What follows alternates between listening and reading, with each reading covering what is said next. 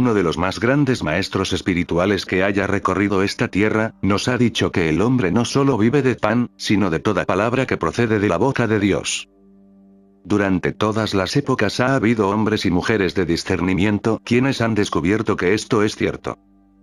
Algunos han dejado un testamento de sus descubrimientos en distintos escritos sagrados del mundo, registros de coraje, fortaleza e inspiración, una revelación del despliegue de la conciencia. La experiencia de estos hombres y mujeres iluminados es un recordatorio constante de que no vivimos solo de trabajo, comida y descanso, sino que existe otro factor que entra en la vida, el cual es bastante más importante que alguna de estas actividades humanas. Este factor es la palabra que procede de la boca de Dios. El verbo se convierte en agua viva. Es nuestra protección, nuestra salvación, nuestra seguridad.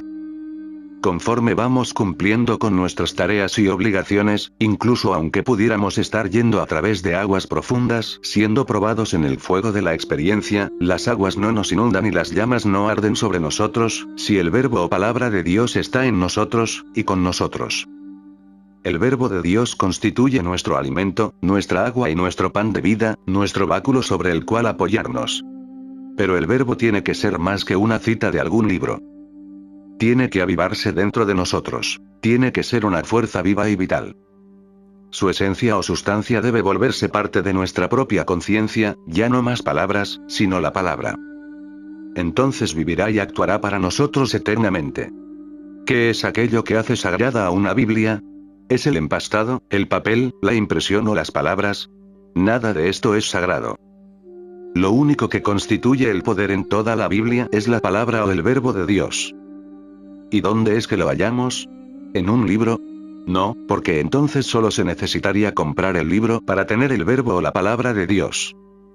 Millones compran la Biblia año con año, pero ¿cuántos de ellos tienen el verbo de Dios? La mayoría de ellos posee algunas palabras impresas en un libro. El mundo se ha desviado del camino al leer la Biblia como una obra histórica o literaria. Mientras permanezca impresa en un libro, no se hace carne. El verbo está dentro de nuestra boca, dentro de nuestra conciencia, dentro de nuestra alma, y ahí es donde se hace carne y mora entre nosotros. La Biblia es el libro de la vida. Cuando sus enseñanzas son discernidas espiritualmente, se llena con el verdadero pan de vida, el agua verdadera y el vino verdadero. Como libro, no constituye ni nuestra protección ni nuestra seguridad. Tengamos esta seguridad. Si memorizáramos la Biblia entera desde Génesis hasta Revelación, Apocalipsis, todavía podríamos encontrarnos con un hambre, enfermos y solitarios. Solo cuando el verbo se enraiza en la conciencia es que puede expresarse como carne, como demostración. Por ejemplo, de poco sirve repetir el Salmo 91, y pensar que debido a su repetición continua seremos protegidos por sus enseñanzas. Cuando hayamos cumplido los requisitos del Salmo 91, morando en el lugar secreto del Altísimo, morando en la verdad espiritual, viviendo en el reconocimiento continuo de Dios como la única causa y principio creativo, es que se vuelve activo dicho salmo en nuestra experiencia. Cuando moremos en esta verdad de manera que se haya vuelto la incorporación verdadera de nuestro ser, ya no tendremos temor alguno. La verdad en la cual moramos, y la cual permitimos que more en nosotros, se convertirá en nuestra fortaleza. Se volverá nuestra roca, y llegaremos a un lugar en la conciencia en donde nos daremos cuenta que esta verdad es nuestro escudo y adarga, nuestra fortaleza, nuestro verdadero propio bien. Los escritos sagrados juegan un papel cada vez más importante en nuestras vidas, conforme se despliega y revela su significado interior. Todo escrito sagrado debe ser interpretado espiritualmente con objeto de penetrar las profundidades de su mensaje. El contemplar y meditar sobre el verbo o la palabra, revelará su verdadero significado o esencia, y entonces será viva y eficaz, y más cortante que toda espada de dos filos. La mente cede su base intelectual a cambio de su base espiritual, y Dios es revelado como una posibilidad presente. La palabra escrita o hablada es la parte menos importante de nuestro trabajo. Aquello que no está escrito o hablado, constituye la verdadera enseñanza. En la Biblia esta enseñanza es llamada, la perla de gran precio. Cuando encontremos esta perla, esta enseñanza en particular que nos dice, esto es para mí, este es el camino, entonces sigámosla. Cuando el despliegue o la revelación de Dios hayan llegado a nuestra conciencia y hayamos tocado incluso el borde del manto, ya no necesitaremos más de libros ni maestros. El despliegue interior es la misión del camino infinito. Su propósito es la revelación de la verdad desde dentro de nuestro propio ser, así como la obtención de un reconocimiento consciente de la presencia de Dios. No es tanto una enseñanza sino una experiencia del Cristo, una experiencia de Dios. El Maestro nos dio la parábola de la semilla plantada en tierra fértil, en tierra pedregosa y en tierra estéril. La semilla plantada en tierra fértil es la que brota y da fruto. ¿Cómo podemos reconocer la tierra fértil? ¿Cómo podemos saber cuando nuestra conciencia está fértil para que la palabra de verdad sea plantada? Tengamos la seguridad de que será pedregosa y estéril mientras nuestra conciencia esté interesada en los resultados exteriores. Cuando podamos decir, yo solo estoy buscando el fruto espiritual, la armonía espiritual, la salud espiritual, la riqueza espiritual, la compañía espiritual, entonces ese será el único momento en el cual nuestra conciencia estará fértil para que la semilla espiritual sea plantada. Cuando podamos estar satisfechos al dejar que el reino de Dios se interprete a sí mismo para nosotros en su propio lenguaje, y no de acuerdo a lo que pensamos que son nuestras necesidades o requerimientos, entonces y solo entonces estará la conciencia buscando el fruto espiritual. Luego de que la semilla haya sido plantada en nuestra conciencia, vendrá el mismo período de gestación que en el caso del desarrollo del niño, y habrá un período de crecimiento y otro de despliegue. En el reino espiritual no existe tal proceso, pero debido a que no estamos en el punto de la preparación absoluta para la ascensión instantánea, es que debemos pasar a través del mismo período de despliegue previo, tal como lo pasara el Maestro. A él llegaron el despertamiento, los 3 años de ministerio, las 3 tentaciones en el desierto, el jardín de Getsemaní, la crucifixión, la resurrección, y después la revelación final y completa de Dios como su verdadero propio ser, en la cual él ascendió sobre todo sentido material acerca del cuerpo. Hasta ese momento su experiencia había sido de despliegue. De la misma manera con cada uno de nosotros deberá darse una preparación con el propósito de plantar la semilla. La primera preparación es la renuncia al logro material, el decidir a quién serviremos, a Dios o a Mamón, a Dios o a los resultados.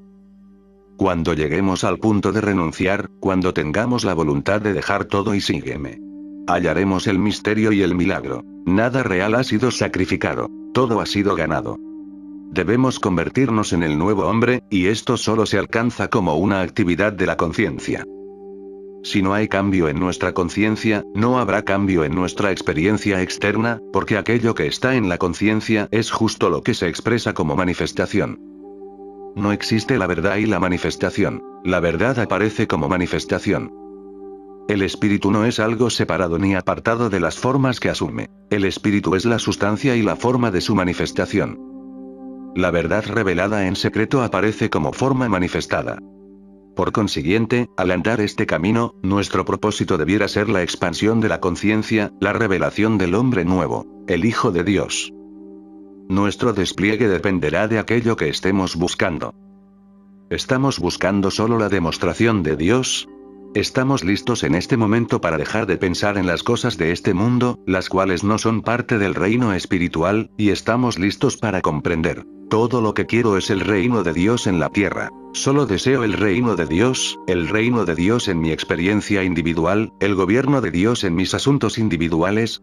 Cuando estemos listos para llevar a cabo lo anterior, para morir a diario a la vida humana limitada y para renacer del espíritu, ya no estaremos más limitados a una mente o a una experiencia humanas. El espíritu no conoce las limitaciones. El espíritu solo se vierte, llega fluyendo a través de una forma gloriosa y apresurada que apenas podríamos creer. Pudiera fluir como una vida completamente nueva, como un trabajo nuevo, como actividad nueva, o quizá incrementando y prosperando aquello en lo que ya estemos comprometidos.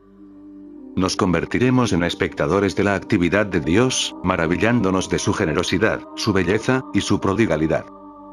En ese momento de conciencia exaltada sabremos que hay un propósito superior para cada uno de nosotros, un destino divino. La vida espiritual es una vida vivida por gracia, no por ejércitos, fuerza, ni por poder, una vida en la cual encontramos que todo aparece para nosotros en el orden en que lo necesitamos, en ocasiones antes que nos hagamos conscientes de dicha necesidad. Esta es la vida por la gracia y solo se alcanza cuando las cosas, los pensamientos y los deseos, han sido vencidos.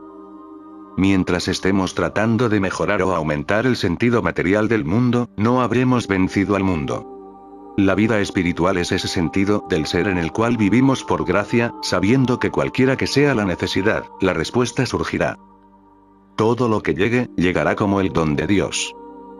Por cierto, tan solo llega un poco antes de que lo necesitemos, incluso antes de que sepamos que lo vamos a necesitar. Ante nosotros se abre una indescriptible senda de belleza, gozo y paz. Recordemos que a partir de ahora no vivimos solo de pan, no vivimos debido al dinero, no vivimos debido al descanso humano. Vivimos por el verbo o la palabra establecida en nuestro pensamiento y en nuestra memoria. He ahí el gran secreto. Desde el instante en que comencemos a poner la palabra de Dios dentro de nuestro pensamiento, secreta y silenciosamente, sin comentarlo con nadie, empezará a darse un cambio en nosotros. Desde ese instante el gran secreto de la vida será nuestro, el secreto hallado en todo escrito sagrado discernido espiritualmente, el secreto que el Maestro trató de impartirnos hace 2000 años. El reino de Dios está dentro de vosotros.